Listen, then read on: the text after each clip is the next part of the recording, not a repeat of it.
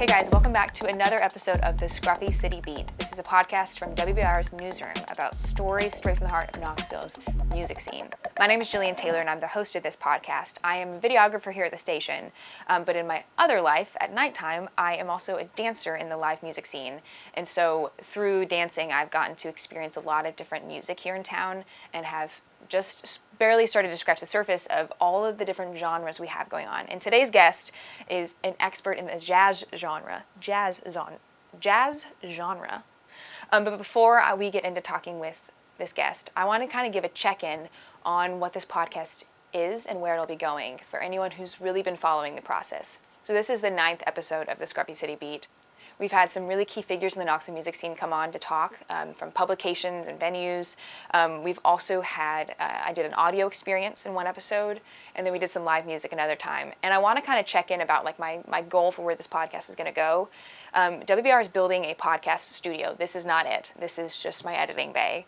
And once I am able to move into that podcast space, I really am excited to start doing feature storytelling because we have such rich stories to tell about music here in Knoxville. We're the cradle of country music.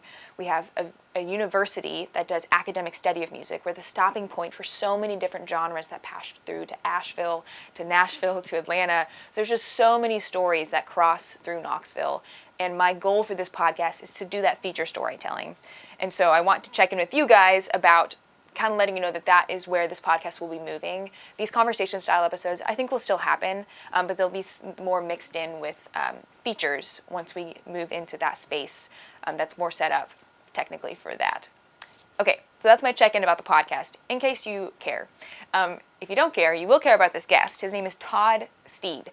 So he just recently announced he's retiring from WUOT, which is the NPR station that's affiliated with the University of Tennessee.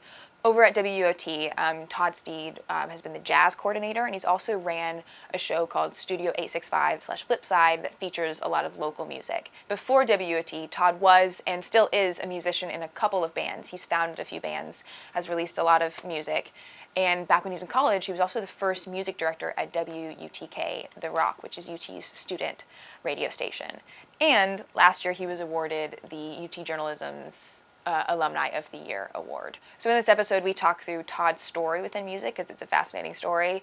And then we also talked about jazz in Knoxville and the Knoxville scene as a whole, where it's headed, what's working, and what's not working. Thanks for tuning into the Scruffy City Beat. This is Todd Steed. Welcome back to the Scruffy City Beat, Knoxville's podcast about music. I today have Todd Steed on, which is very exciting because I've heard your name mentioned to me as somebody I should have on actually a lot of times. A lot of times. You've been talking to my sister? Yes, actually. How'd you know? Yeah, she's it's going to be my new press agent. She's very good at it because your name is in people's mouths. Way to go, Pam and Paige. It's actually a team. You've also there's been some press releases coming out because after 27 years of working at WUOT, you're retiring. I am retiring. I turned in the form, so now I have to. I just thought I'd turn them in and see what happened, but apparently then you can't change it. You thought they would say no? They'd be like, no, you can't retire. No, but no, I'm going to do it. Halloween will be my last day. Okay. I turned in my notice on my birthday. Oh, you did? Yeah. And then Halloween is the last day. So. What made you decide to retire after all this time? Well, it's a big world, and I want to see more of it. I have one quick question for you out of just straight up curiosity before we get into kind of your story and music. Where are the jazz venues? Are there any like hole in the wall jazz venues around here that I need to be checking out? That is an excellent question. I think there's one being created as we speak. So, but that's not public knowledge yet, but I believe there's going to be one. You just have to go different places. There's not a specific venue. So you can go to Bistro or Harvest or the Knoxville Jazz Orchestra has concerts, but there's Live at Lucille's, which is a small thing. But there's no, as I understand it, there's no dedicated jazz club, so you just have to go around. But that's fun too. Mm-hmm. But I do hope that once again we have a dedicated jazz club, because as a retiree, that's the kind of place I'll just be going every night and just hanging out. Well, so you have a long history in Knoxville of making music and reporting on it. And I want to start with your music journey part of it. I have a song to play. You're you have a 2002 release Yeah. called Old North Knoxville on the Knoxville Tales album. It seems like you did a lot of songs about Knoxville. Yeah, and the reason that is first of all, well, that's what I kind of know, but I went to go see a concert at the Tennessee Theater. It was Ray Davies of the Kinks, and he was playing solo. And at one point during the concert, he goes, "Any songwriters out there?" And I was like, "It's Ray Davies. I'm not going to raise my hand. Compared to who? Compared to you? No way." And my wife is like, elbowing me, "Raise your hand. You're a songwriter." So okay, I raised my hand. He looked around and goes, "I want you to write about this place." And I have an assignment. Wow. From Ray Davies. Wow. And that's how the Knoxville Tales record happened. I actually started the next day and said, well, he's right. Damn it. I'm going to write about Knoxville. What a great origin story. It was a great message because he was saying basically, like, if you don't, who's going to document it? So that's what happened. Well, let's listen to it. Thank God for North Knoxville, where this town still looks like itself. It's the last place in America, ain't trying to be somewhere else. That's right.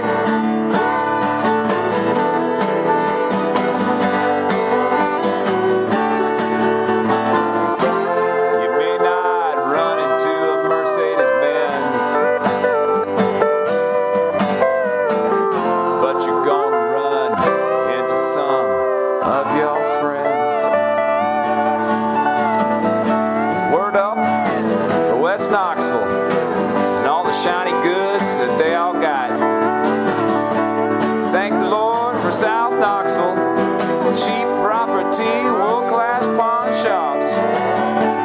Let's hear it for old North Knoxville. People to help you out more often than not.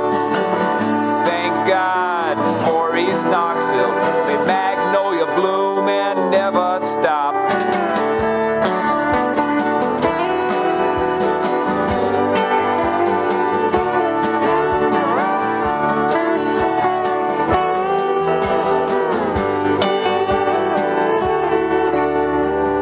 People born here usually finish here too. Are you singing? I am singing. You're I was singing. singing. I was the guy that said Sounds word up. Word. Yeah, Yeah, the word up was pretty random. Well, it was such a long time ago, and that was a new phrase, and now it's very stupid and dated. 2002. Yeah, it's just a kid with a dream. That song, it is. I have only lived in Knoxville 2 years, and that already makes me feel nostalgic for listening back to it. Perfect. Yeah, it just feels like nostalgia. It feels like small town nostalgia. But you're writing it about a town you still live in and stayed in. Yeah, I'm nostalgic for it, and I'm still here. Yeah. It's a strange feeling. Yeah. Well, there's so many different eras of Knoxville, and so I think about them all. Yeah. Yeah. What era do you think Knoxville is in right now? The era of the big housing problem. Yeah, that's true. I think it's in a thrilling era right now. There's just so much arts and culture. Yeah. And I'm very excited about having the time to explore it. Yeah. Because usually, I would get home from work. I don't know if you have the same thing, but a lot of times if you're doing media all day and you come home and you're like, I don't want any more sound.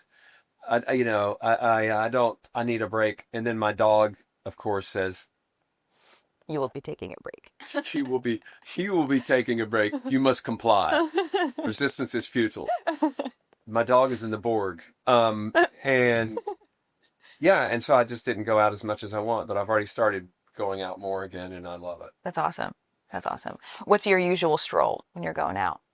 It's so easy because downtown has everything, and I don't like to drive, so I just go downtown, I park, and just start wandering. There's just a million places to go. Yeah. It's like my record collection, which is kind of embarrassing. And I will admit, I've got so many that I actually did the calculation. If I started listening this morning, I wouldn't be able to finish by the time I finish. So, You were doing that calculation this morning? Yeah. You woke up and calculated the minutes left in your life? well, because I bought you an album. Yeah. Yeah. And I did the number of albums I had versus the average lifespan of a male American. Even if I go past that, I won't get to them all. So I was glad to give you one of them. Yeah. I'm glad to help let you live longer. Yeah.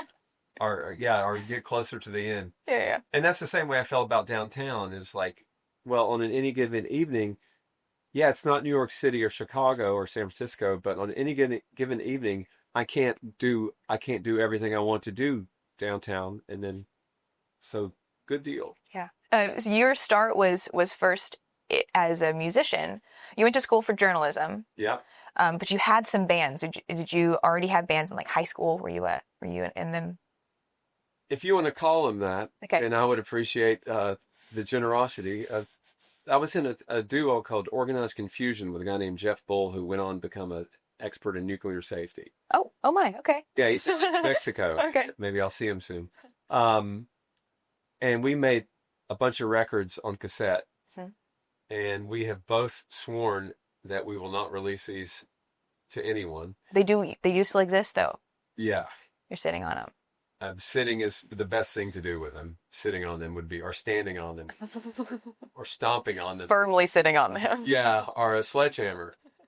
But they're very bad, but that's how you learn. Uh-huh. And then I was in a punk band called the Real Hostages. When the Real Hostages split up, it kind of formed into Smoke and Dave and the Primo Dopes. Yes. Which had some punk roots and punk tempos, most importantly. But also lyrically, it was a little more free. Mm-hmm. So that was your next band that you formed, and that's still around today. Is that true? I talked to those guys the other day. We were talking about what kind of fiber that we prefer. Where'd you end up? I was actually the member of the band that's fiber free. Okay. That's one person took a fiber pill, one person put it in a drink. But great for everybody. You guys have really grown up together. We've gone through all the phases. When was that band formed? Do you remember? Yeah, August of 1982. 1982. And y'all are still talking and still playing now? And still friends. Wow. Like as if most bands. They usually spin up. They want to kill each other. And we did take many long breaks, sometimes 10 years at a time. But we still play. We're talking about making a new record. Oh, that's awesome. Which I can't believe that we're going to do it again. That's so cool. Yeah. How many records have you made? 5. 5, okay. Yeah. Over your career in music, how many records would you say you've made? 14. 14? Wow. That's maybe, I think some people would say that would be enough. But that's prolific for sure. I want to talk more about your path through in your music career in Knoxville. So you've had a couple bands, had one in high school, it sounds like. You've made some in college and some that still exist today. But you're also a journalist in the music scene and a radio DJ. So you started DJing at WUTK and became music director. Is that right? Yeah. That was just a, can I be music director? Okay. So yeah, it was fun. Very punk rock. It was a very punk rock thing. And punk rock in this case definitely means, let's not worry about regiment and rules and data. Mm-hmm. Let's play what we think is good. Yeah. It seems like the station went through a bit of a renaissance during that time when you were coming in as the music director. The whole music business was going through a revolution. And it was a very good time to be in college radio because nothing had been formalized yet. And you've also always had a passion for playing local music, is that right? Yeah, I right now I'm actually working on a feature, the journalist part, I'm working on a feature of the band Balboa, which was, to me, the Led Zeppelin, David Bowie clash of Knoxville. They had all those elements and other elements. And they were a band that used to play on the Strip at Bundooley's, which is a great punk rock club, where if you pogoed, your head would hit the ceiling. But it was a soft ceiling, so you could put a hole in it. I remember going home with like little pieces of ceiling in my hair. It all was so new and fresh, and when you're young and stupid, sometimes it's great that someone gives you a mic, but it's also great that no one was recording those shows. But as far as videos and live recordings, almost nothing. And I'm kind of glad because I prefer my memory of it. Mm-hmm. That's beautiful. So you were doing some radio DJing and music directing at WUTK when you were a student. Once you graduated, what happened after that? Well, I told my parents, much to their shock, that I was going to try to play music for a living. They were fine with it, but they were like, okay, well, you have that degree. Don't forget you have that degree. I'm like, yeah. So I worked at Raven Records by day and touring the South by night and by weekend, Mm-hmm. a long weekend. And we started making records and going and playing and. Okay, well, we'll go to Raleigh. Okay, well, now in Raleigh, might as well go to Greenville, North Carolina. Oh, you might as well go to Lexington, Virginia. And we just started going out and touring around and exploring the United States of America via the music scene. Mm-hmm. It's a nice way to see it. Yeah, it's pretty cool. And so you ended up transitioning to something else, and you were in Lithuania for a bit. Yeah, which is, once you're in Lexington, Virginia, the next stop is Vilnius, Lithuania. I took a job at a music school in Vilnius, Lithuania, and then ended up there on television, which... Where did you find that job application? I had pen pals in those days. Oh, wow. And I actually, from the time I was a kid, I loved pen pals. I joined pen pal clubs. But when I was touring, I said, I can meet the pen pals in person. So each town, sometimes you'd meet some really, like a bass player that loved to write letters.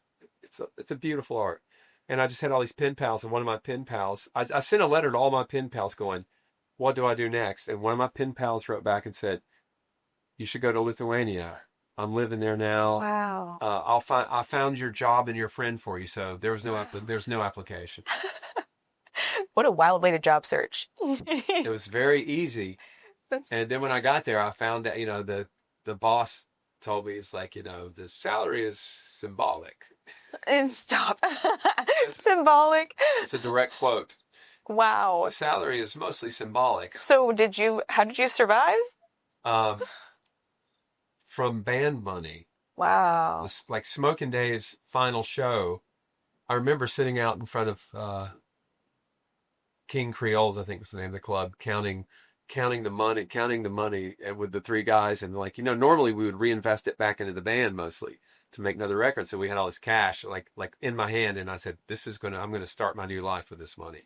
And so I lived off that Smokin' Dave one gig for 6 months basically. And during that time, I've read a story about you got approached to be a broadcaster, and that kind of got you back into doing music broadcasting. Can you tell me about that? Yeah, and that's actually how I also afforded to live there, because I ran into an American, and she told me, she said, you don't have any journalism experience, do you? I went, I do. You would not believe. In fact, somewhere exists a piece of paper with a proof. And I believe you.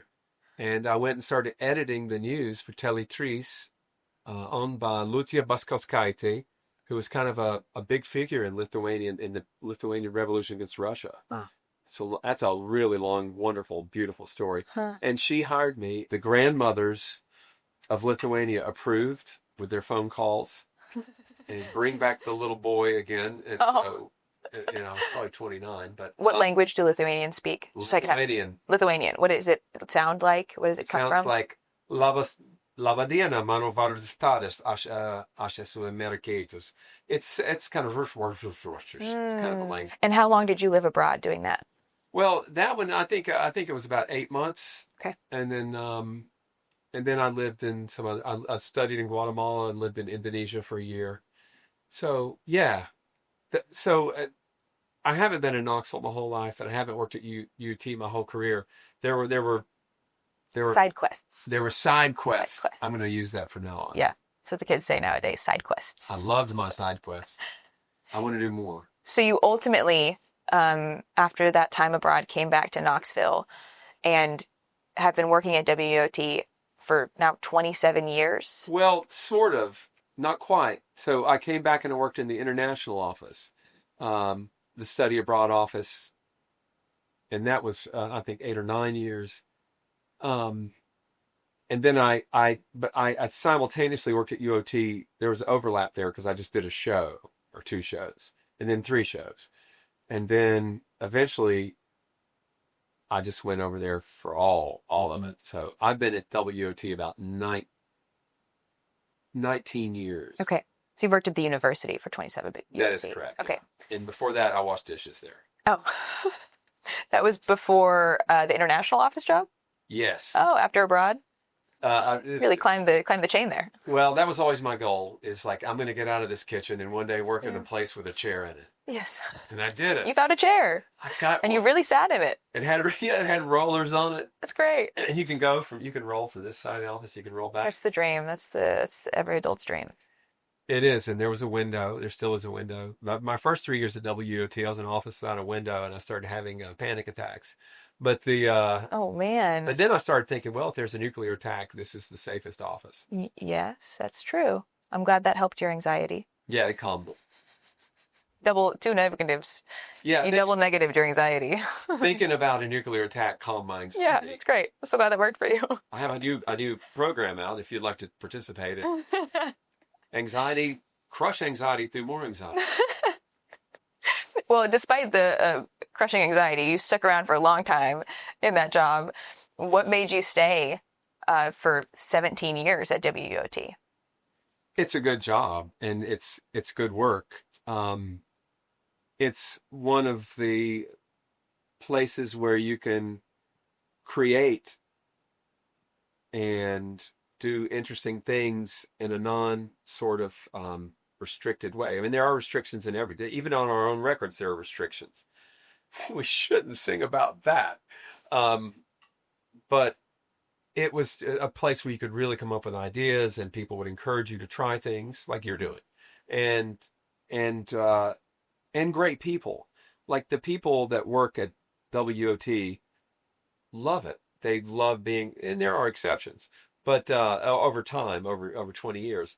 But most of the people that even apply there really believe in the mission. Mm-hmm. And that feels wonderful. Like driving over, I was listening to Melanie Dotson on the morning concert, and she had this great show featuring indigenous composers. It was really brilliant. And I was like, oh, I worked with this incredibly gifted, thoughtful, creative person. Mm-hmm. It's a great environment. Mm-hmm. You get to meet the coolest people. You get to meet the coolest people and there's always more coming, and your guests are cool. And yeah, whoever gets my job, congratulations. You're about to do the coolest job you've ever had. Can I quote you from something you said to a journalist? Okay. I quote you to yourself and give you. Yeah, I'll see if I really meant You it. you told Ernest Rollins that there's not a day that goes by that I don't just realize how much I love it here. As a 22-year-old kid, my biggest worry was being bored and in a job that wasn't interesting. I'm happy to tell that kid that it didn't happen. It's 100% true. I really don't fear nuclear attacks so much as boredom. To me, boredom is like, if I were like super rich and bored, I would be miserable. And I knew that. I knew that when I was 15, and I knew that I didn't want to be bored, but I kind of was certain I would be. I just felt like, okay, at some point I've got to put down the globe and get into an office with a chair and just sit there and earn a real salary and get all the benefits and all those kinds of things. And I was like, it's a trade-off, but it's better than eating dirt. So, which a friend of mine saw Michael Stipe do once, but that's another story. Michael Stipe. Of REM. Oh. A friend of mine saw him eating dirt once. The CEO of my company is named Mike Stipe. I was like, oh. Oh, not that one. Not that one. And this could be a made-up story, which is even better. But yeah, I just thought that was what was going to happen. But then I realized it doesn't have to be that way. There are places, and there are frames of mind you can get into as well, which is some work. You have to change your attitude. You have to examine your own consciousness and see where you're running off the rails, where you're making yourself anxious or where you're making yourself bored. And so in tandem with the cool job, I also did some of that work to try to what's going on in, in the way in my patterns and my habits, what am I doing? And where do I make myself bored? And so, I worked on that some, still working on it. Seems like you've had a successful life of avoiding boردom. So far. Eradicating boredom. So, and one of my missions is to eradicate it for other people. Huh. When I was a teacher, I tried to make them not bored. and learn and to learn English or music or whatever I was teaching. I don't want other people to be bored either, because if it's just about yourself, then, as Tom Mallory said in Boy Scouts back in the 70s, I'll never forget. Quoting the Boy Scouts. Yeah, it was a guy named Tom Mallory. I'll never know what happened to him, but he told me, he said, I was trying to get the merit badges. He goes, it's meaningless unless you help someone else get one. And of course, that didn't sink in immediately. It took a long time for what he was saying to sink in. He was kind of like a bodhisattva, he was kind of like a sage. But as life has gone on, for whatever reason, I've remembered what he said. Wow. And so maybe, and I know I've fallen short in his ideal, but I do believe, like, one of the things I've tried to do as someone who manages people is try to create an environment where they're not miserable. My goal is to not make other people miserable. Not be miserable yourself, and also keep the people around you also not miserable. If I can keep from making them miserable, I will try my best. It's a wonderful life goal. It is. It's important. Simple. Yeah, we're here to help each other. Well, I'm gonna take us to a break real quick, but when we come back, I want to talk some about Knoxville and get your take on what's working and what's not working in our scene. Okay.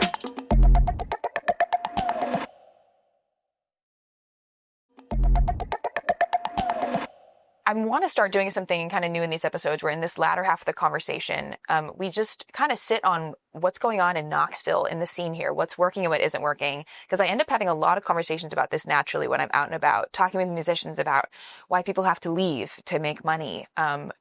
If people do have to leave, talking about what kind of scenes are really thriving in Knoxville, what scenes are hurting.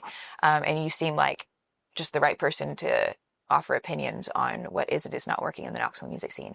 But to start it off, I want to lead in with a song of yours that I think is really on the nose of this topic. It's a 1991 release from Smoke and Dave. It might not be written about this. It's your song, You Must Be From Nashville. And I feel like it's a little bit on topic, a little bit on subject. I think it is. Yeah. Yeah.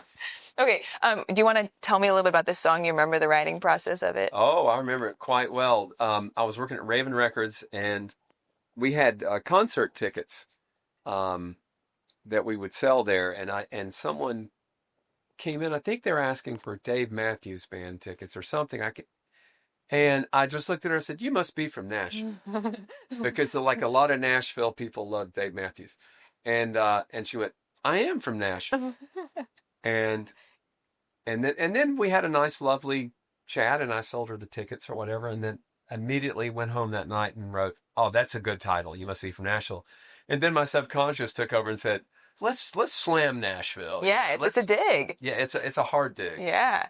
Which is not uncommon, I think, in the Knoxville music scene because of how much it's affected we've been affected by Nashville. Yeah, there's always been like, and there's a lot of things about Nashville I love. I mean, clearly. Yeah. But it's always been a little cheesy and commercial. It has that element and that the whole over business focus on the music. So it was a dig on all that, and also the fact that we were, roundly rejected by the Nashville record companies. A little bit of revenge. A little bit of revenge there, and I'm going to tell you my hypothesis about Knoxville music, and this is like I'm still forming this in doing this podcast, and it's kind of like I'm discovering each time. Nashville's over business does too much, almost like industrialization of its music, and Knoxville maybe does too little. There's too little business dealings going on with music here. You can, I guess, challenge that hypothesis if you want to. I believe you are correct. I believe, and it's kind of ironic because it's exactly the way it is. The Knoxville people are just like writing songs to express themselves or to impress their local audience or to just for the joy of it. Whereas Nashville, a lot of people, not everybody, but a lot of people, they're at least conscious in. Does this fit? Is this marketable? Mm-hmm. Or someone's doing it for them, mm-hmm. more likely. Mm-hmm. Get in this. Mm-hmm. Come on in here, and we'll take care of the sound. Knoxville bands are just more like freewheeling, like just the pilot light ethos, which is beautiful, and it has spurned so many great moments for me personally in the town. Just like, let's just try it. Let's just try it. Very punk rock. It is. Yeah. I want to keep unpacking that a bit. I'm going to play this song first. This You Must Be From Nashville song written about this girl who came into the music store. Got a thing for celebrities. She knows a ton of these. She once went out with old Buck Owens. Her mom got rich through divorce, of course. Also got a thing for celebrities. She once went out with old Buck Owens. You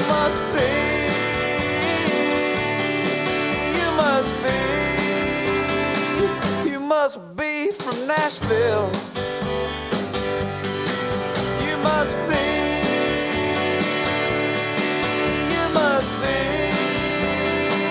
straight from that Cashville.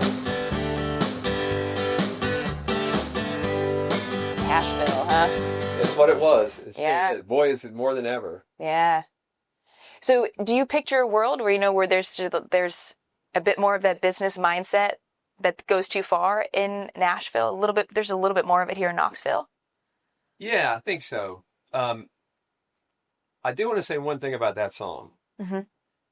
It's not really about a person. So I've had several people ask me over the years, is this about me, Todd? I'm like, no. And I was like, some of these things match up. I'm like, it's coincidence. Also, it's written from the point of view of someone other than me. Mm-hmm. That's not me. The narrator's not me. The narrator's kind of a slightly, I'm not a bitter type guy. Mm-hmm. The narrator's bitter, Mm-hmm. and he's angry, and he has violent thoughts. And this was based more on some of the characters I knew growing up.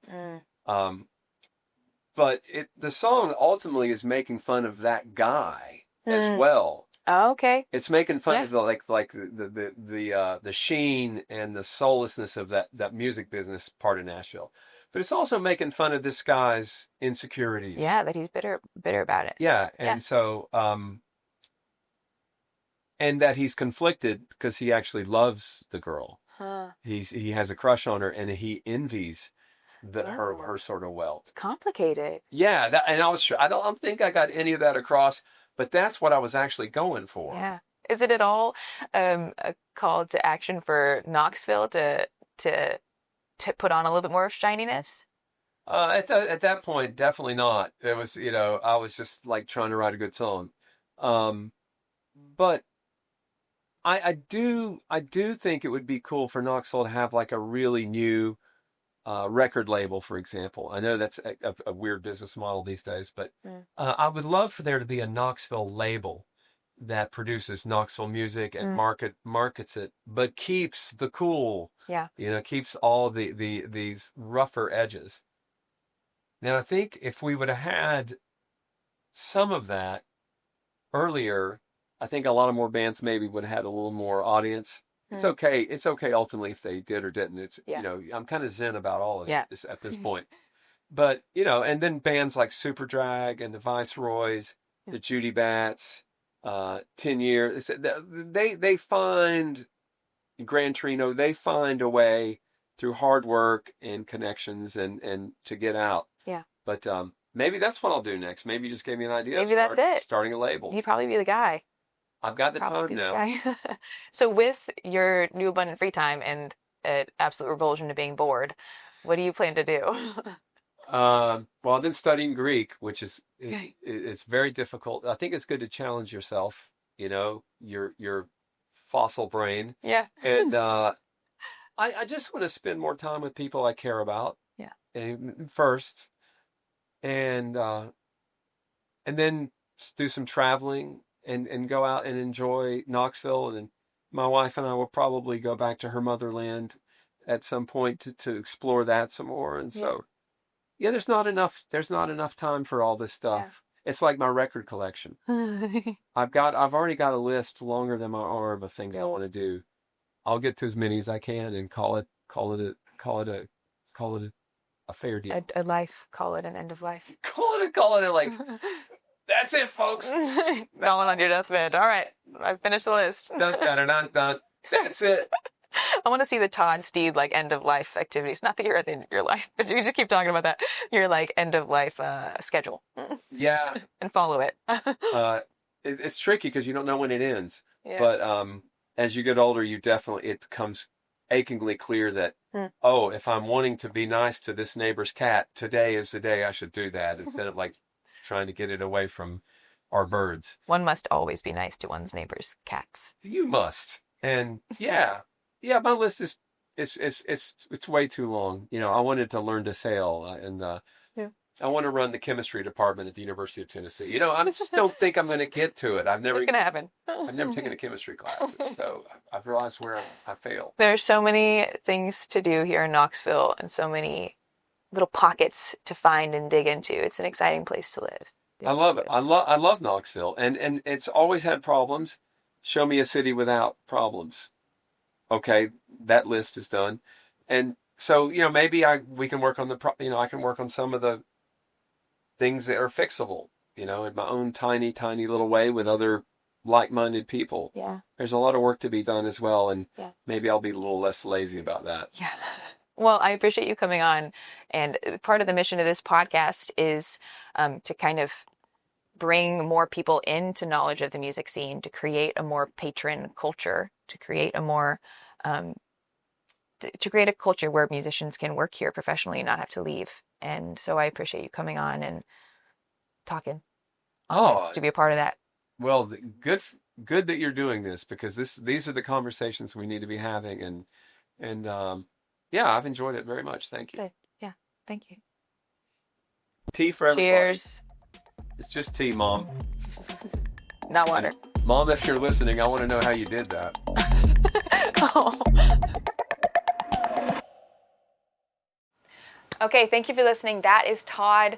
His music is on Bandcamp if you want to go listen to more of it. Highly recommend. It is absolutely a snapshot of Knoxville in the 2000s. It's very nostalgic listening. It's made me very relaxed and happy and grateful to live here, which is a wonderful thing for music to do. Todd is a very zen guy, and that really comes through in his music. So now, as per usual in this outro, we're going to check in with Jared Hagman, who runs a popular music publication called Knox Ooze, and he's going to tell us about the biggest show happening this weekend. Jared, take it away. It's tamale season. I'm here in World's Fair Park with a full belly, a full house tamale from the Roundup right over the river. This weekend, here, World's Fair Park, Friday and Saturday, you have 3 chances to check a free Big Ears show. It's called a Spatial Symphony. More than 600 musicians will be spread out across this park, and you'll be able to walk around and hear as the music changes as you walk through World's Fair Park. Lisa Bilawa is the composer, and she's done these symphonies in several other cities around the country. And it's a one-of-a-kind of experience that you can only get by being here. You can't just listen to a video or whatever. You have to be here to see it. And your 3 chances are Friday, Saturday morning, and Saturday afternoon. You can find out more information at bigearsfestival.org. I ran out of thoughts. That's going to be a beautiful concert. This podcast is meant to be for people who don't know the music scene and are interested in getting to know it. So Big Ears is just a very, very important festival to the nation. It's very important for experimental music, fusion music, niche artists with cult followings, and it's held here in Knoxville, and it is growing exponentially. It's quickly becoming a really, really, really key music festival within, especially like academic music study. There's actually a class on Big Ears that I did a story on last year. So anyways, that festival is going to be awesome, and there's always tons of other music happening, especially with it being fall. There's so many shows going on. So get on out, get out to a show, because I'm just a girl behind a microphone begging you to get out and see a live music show. Knoxville needs you, and you need it. Stay tuned. I'll be back.